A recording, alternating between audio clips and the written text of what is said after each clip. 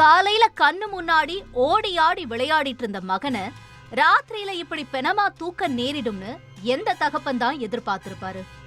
மகனை காணோன்னு தேடி அலைஞ்ச மனுஷன் கடைசியில அந்த சிறுவனோட டெட் பாடி குளத்துல மிதந்துட்டு இருக்கிறத பார்த்திருக்காரு.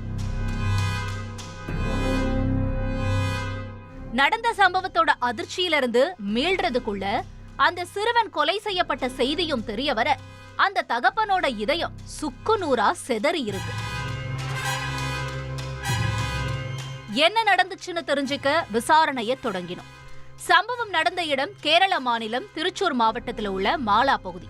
இதே பகுதியைச் சேர்ந்த 6 வயது சிறுவன் சென்ற வியாழக்கிழமை திடீர்னு வீட்ல இருந்து மாயமாகி இருக்காரு. சிறுவனோட பெத்தவங்க சுற்றியுள்ள ஃப்ரெண்ட்ஸ் வீடுகளை தேடி இருக்காங்க.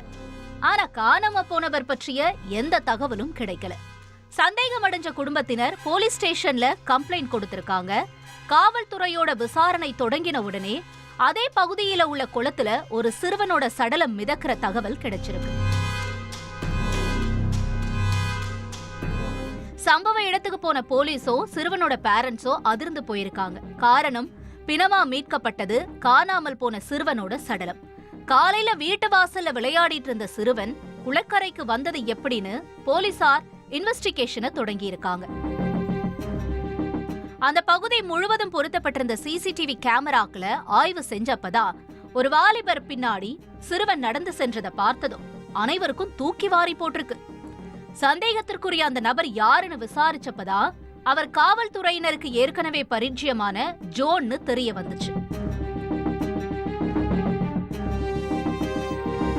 பல திருட்டு கேஸ்ல தொடர்புடைய ஜோ சமீபத்துல தான் ஜாமீன்ல வெளியே வந்திருக்காரு. உடனடியா ஜோவை விசாரணை வளையத்துக்குள்ள கொண்டு வந்திருக்காங்க. போலீஸ் கிட்ட ஜோ கொடுத்த வாக்குமூலம் அங்கிருந்த எல்லாரையும் அதிர வச்சிருக்கு. சம்பவம் நடந்த அன்னைக்கு வீட்டுக்கு வெளியே விளையாடிட்டு இருந்த சிறுவனை ஜோ தனியா அழைச்சிட்டு போயிருக்காரு.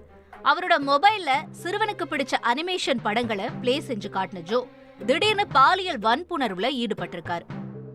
ஏற்கனவே குட் டச் பேட் டச் குறித்து தெரிஞ்சு வச்சிருந்த சிறுவன் தன்னிடம் அத்துமீறிய ஜோ கிட்ட என் டாடி கிட்ட சொல்லிடுவேன்னு மிரட்டி இருக்காரு. இந்த விஷயம் வெளியே தெரிஞ்சா பிரச்சனை ஆகிடும்னு சட்டுன்னு சுதாரிச்சுக்கிட்ட ஜோ அந்த சிறுவனை பதிலுக்கு மிரட்டியதா சொல்லப்படுது. ஒரு கட்டத்துல வசமா மாட்டிக்கிட்டோம்னு பயந்த ஜோ அந்த படுபயங்கரத்தை செய்ய துணிஞ்சிருக்காரு.